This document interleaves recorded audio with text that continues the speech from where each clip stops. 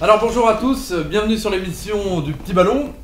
Comme d'habitude, on se trouve au Petit Célestin aujourd'hui et on a même la chance d'avoir Jean-Pierre le patron. Alors bonjour Jean-Pierre. Bonjour. Et bien évidemment, nous sommes accompagnés de notre grand sommelier Jean-Michel Deluc. Bonjour à tous. Bonjour Jean-Michel.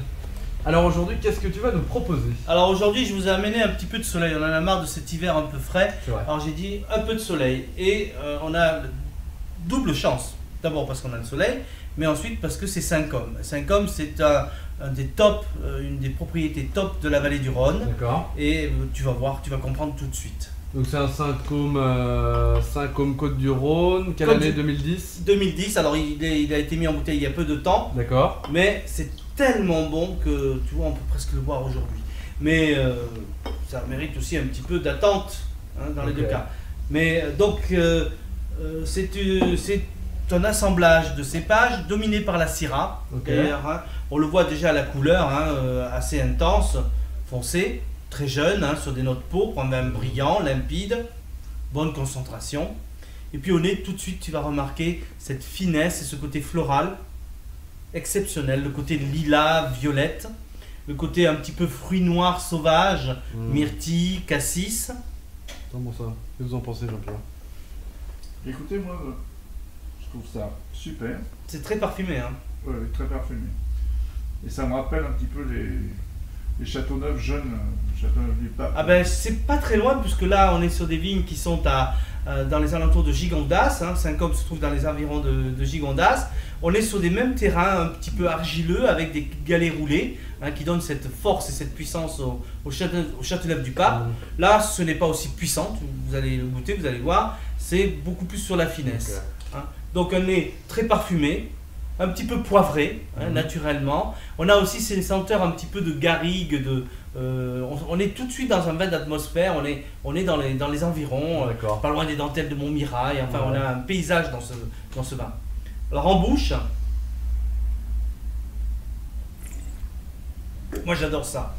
Attaque très ronde, charnue, veloutée, un fruit très mûr, mais tout de suite contrebalancé par une belle fraîcheur, l'acidité et des tanins. Des tanins de peau de raisin, on a l'impression presque de croquer dans du raisin. Et ça, cet équilibre est absolument génial. Donc ça donne un vin qui est agréable à boire aujourd'hui, même avec ces tanins un petit peu croquants. Mais bon, il a aussi un potentiel de 3 ou 4 ans de garde. D'accord, ok. Très bon. Ouais, un vrai délice. Ce croquant du vin, on le retrouve justement parce que le vin est jeune, on va le retrouver dans... Oui, le vin est encore jeune, les tanins sont comme les tanins de peau, sont encore croquants, mais ce n'est pas... c'est doux, c'est velouté. Ce sont des tanins quand même qui ont pris le soleil, c'est assez doux. Alors c'est un vin qu'on peut boire aujourd'hui. Moi je le servirais légèrement frais. D'accord. 15-16 degrés. Et avec quoi comme plat alors? Ce qui intéresse pas mal. Alors si on veut le boire aujourd'hui, moi je le carafe 1 heure avant, juste une petite aération, pas besoin de l'ouvrir longtemps en avance. Servi à 16 degrés. 16 degrés, c'est ta bouteille dans le frigo pendant 1 heure, non même pas, une demi-heure dans la porte du frigo.